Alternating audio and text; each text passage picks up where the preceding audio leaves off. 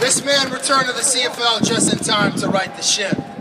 He's a two-time Coach of the Year, a three-time Grey Cup champion. He's stoic, he's calm, he's sneaky tall, actually. And I'm not sure if he approved of the playlist when the fellas are celebrating in the locker room, but he'll let you know. Ladies and gentlemen, make some noise for the head coach, Marc Trestman!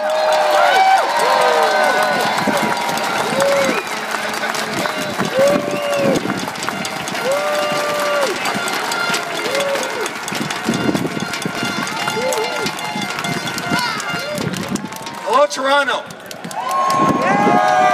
Thank you for joining us in this celebration today. That is a tough act to follow, Jim. I'm not as funny. I don't have as good a sense of humor, but I'm a tough from my heart, just like you did in a different way. Okay? Thank you again for coming. And I want to tell you about some amazing men here. Some amazing men. This team was built.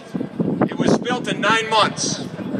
It was built brick by brick with a bunch of people on their knees working day to day to put those bricks together.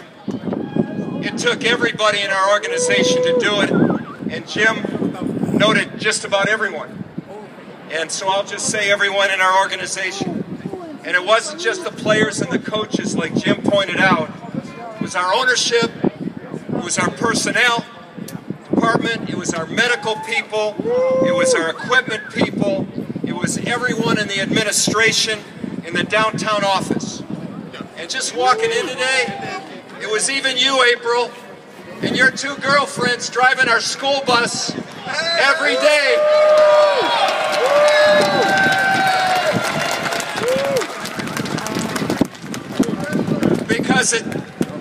Because our guys needed a place to go to recess to practice, and you provided the venue to do it, and we're grateful for you and the girls for getting us there each and every day safely.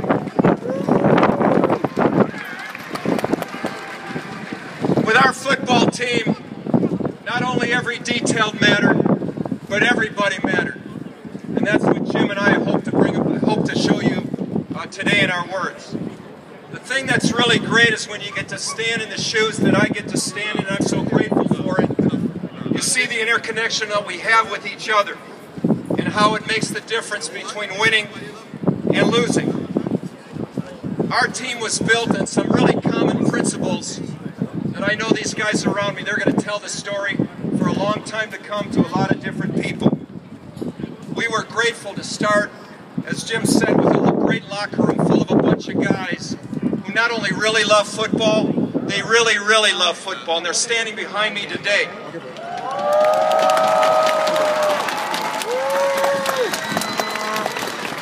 We had a coaching staff, not only a coaching staff of brilliant teachers, but even better men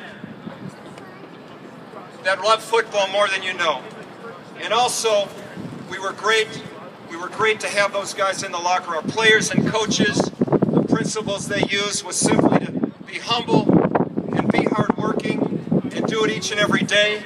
Take a blue-collar approach to their work with common sense, emotional intelligence. And we also knew this, that no championship team could go without having a sense of humor and personality. And these guys behind me, they had both. And they showed up every day. They showed up every day with energy and with enthusiasm. And they really, as coaches, they showed us the way. Whether we won or lost, each and every day, they were loud, they were boisterous, they were focused, they were intent, and they worked to do one thing, and that's to find a way to win the day. I'm grateful for them. I'm grateful for each and one of them and the coaches that they trusted the process, simply trying to get better each day, taking each moment as it came, the mindset that we would compete with each other every day and work for one goal, and that was simply to win it. I think the process built a backbone for our team, for that backbone that our team needed in that one moment the other night. 185 days ago, take a look, None of us even knew each other. We came from different places, from different teams. Coaches didn't know each other, players didn't know each other, players didn't know coaches, and coaches didn't know players. But we all worked together, and it led to this moment. The foundation of the process started with a lifestyle of selflessness and compassion. We tried to blend our talent into a team because the formula was simply going to be this: selflessness and talent leads to love. I want to make it clear. This is big. I wasn't necessarily talking about love as an emotion, which we now have. I think you guys would agree. Okay?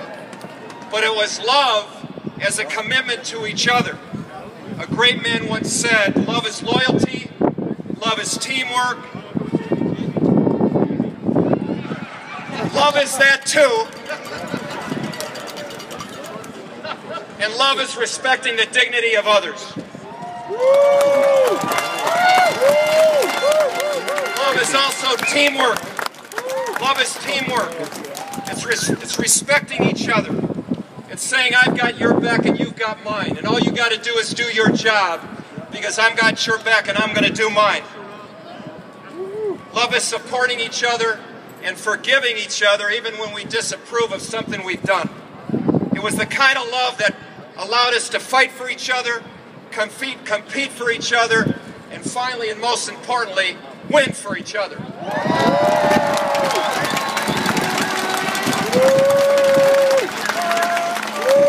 This team won together.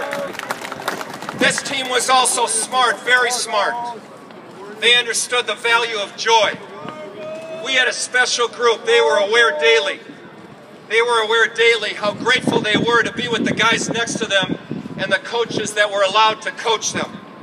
And they gave their trust to. They had gratitude. And when gratitude emerged, it was because they were experiencing relationships that they couldn't find in any other workplace on a level that's not easily found.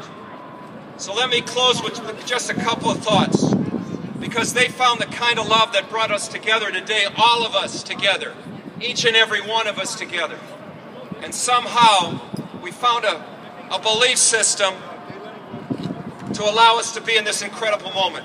Last two things. Our players come from everywhere. Our coaches come from everywhere, north of the border and south of the border. And I can tell you this, not to a man, we, all of us up here, love this city. We love the city of Toronto.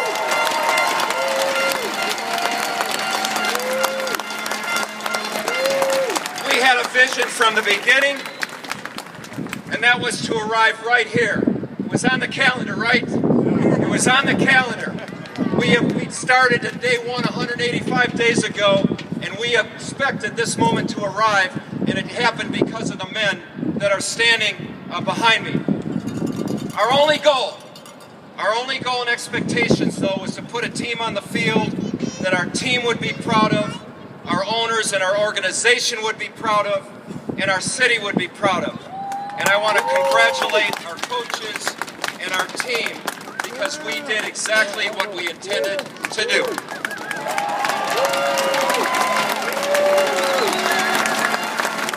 I want to close with this.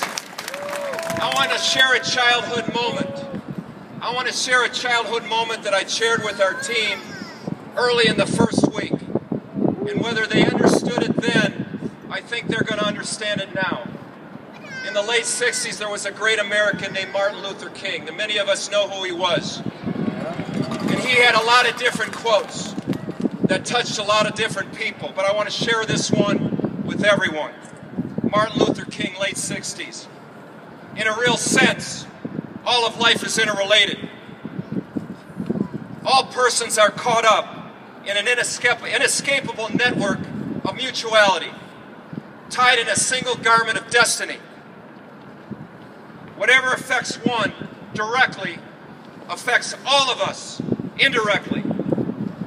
And I can never be what I ought to be until you are what you ought to be. And you can never be what you ought to be until I am what I ought to be. This is the interrelated structure of reality. Thank you, Toronto.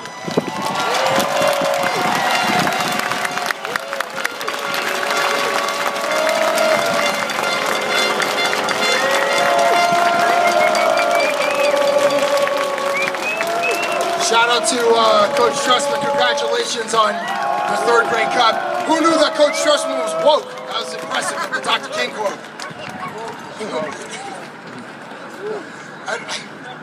And of course, Coach Trestman was like, woke? Anyway, not of course.